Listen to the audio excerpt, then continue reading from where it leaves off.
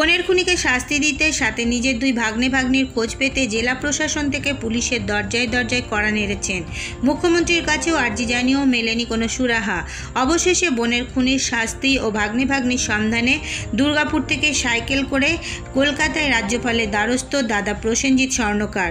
ঘটনাটি হলো বছর দুয়েক আগে দুর্গাপুরের কোকোবেন থানার অন্তর্গত অঙ্গদপুর এলাকায় উমা খাতুনের পচা গলা দেহ উদ্ধার করে পুলিশ।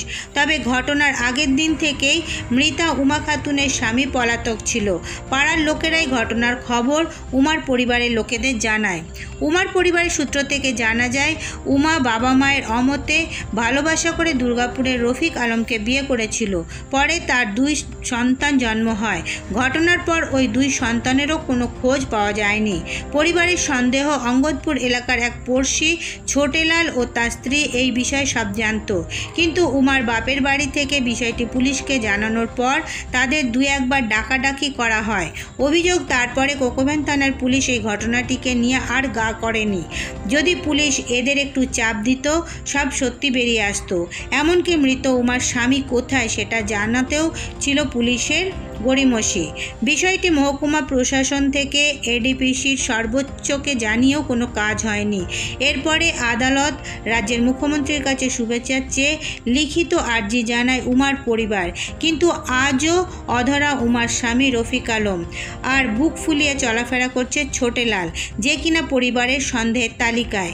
পরিবারের আরও অভিযোগ, টাকা পয়সা দিয়ে ছোটেলাল এফআইআর থেকে তার নাম বাদ করে দেওয়ার টোপ দেয়, কিন্তু সেই লোভে পড়েনি অসহায় পরিবার।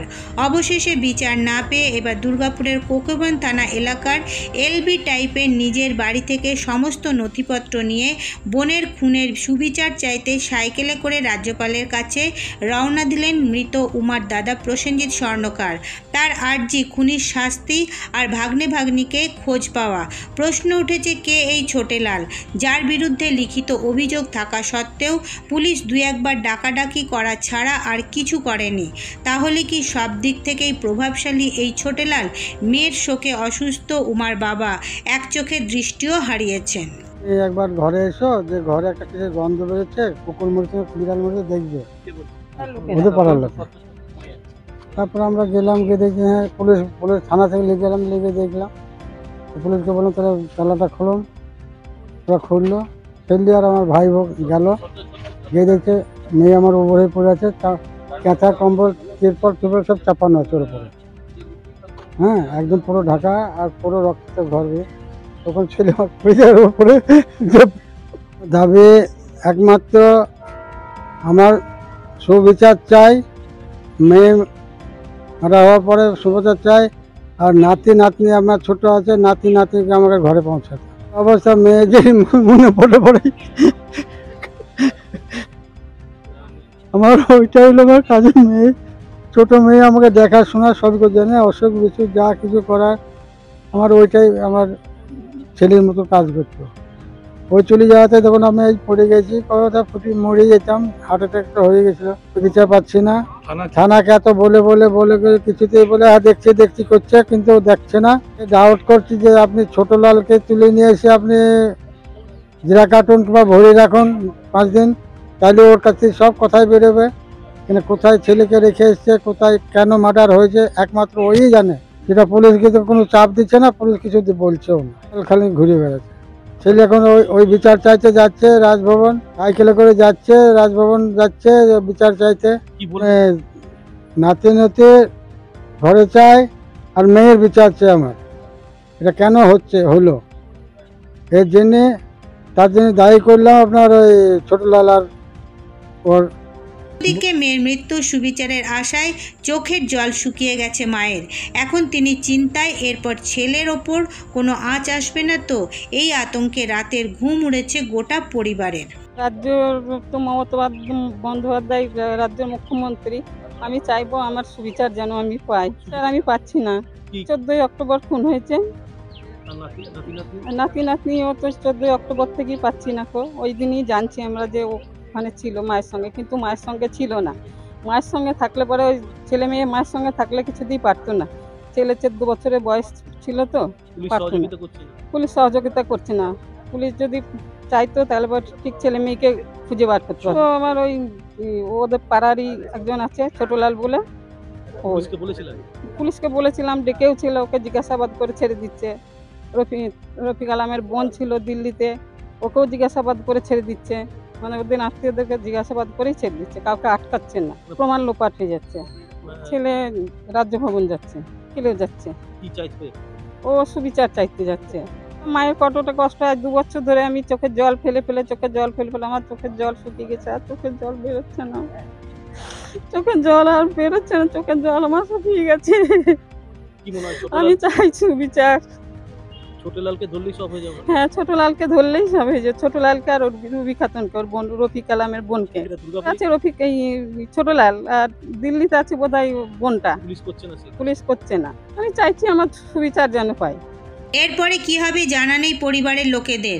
তবুও মনের জোর আর ইচ্ছে শক্তির ওপর দাঁড়িয়ে এক দাদা বোনের খুনের বিচারের আশায় সব প্রতিকূলতাকে জয় করে পৌঁছতে চাইছে রাজ্যপালের কাছে। রাজ্যপালের কাছে যাচ্ছি, রাজভবন। অ্যাকচুয়ালি আমার বোন মার্ডার হয়েছিল 14ই অক্টোবর 2022, আর 18ই অক্টোবর 2022-এ ডেড বডি বার করা হয় সন্ধ্যে 7টার দিকে।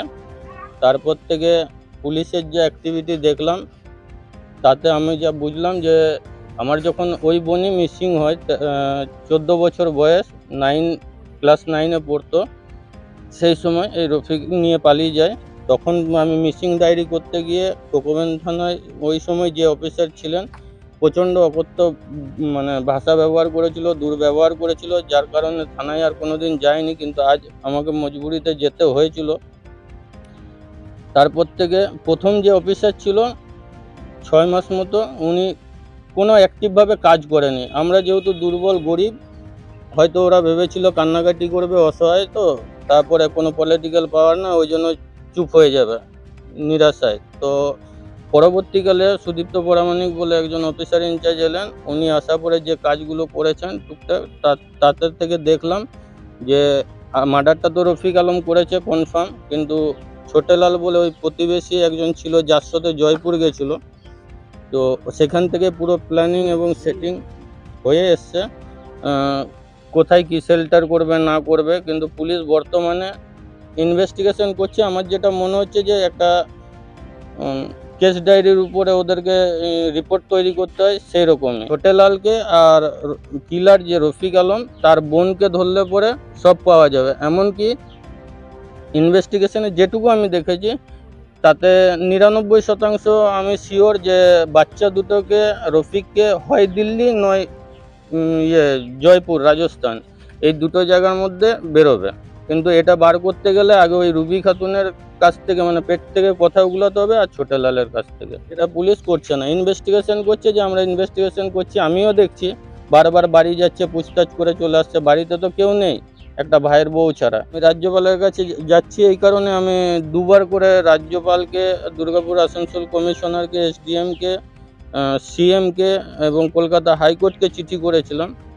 তার এগেনস্টে দ্বিতীয়বারের চিঠির উত্তর এসেছিল, একটা এসডিএম থেকে আর একটা রাজ্যপালের থেকে। তো রাজ্যপালের যে উত্তরটা এসেছে সেখান থেকে আমি যাচ্ছি, কেন আমি ধারণা করছি যে কাজগুলো অলরেডি করছে আমি দেখে ফেলেছি, সেই কাজগুলোর উপরেই তো নবান্ন রিপোর্ট বানিয়ে পরে রাজ্যপালকে তলব করবে।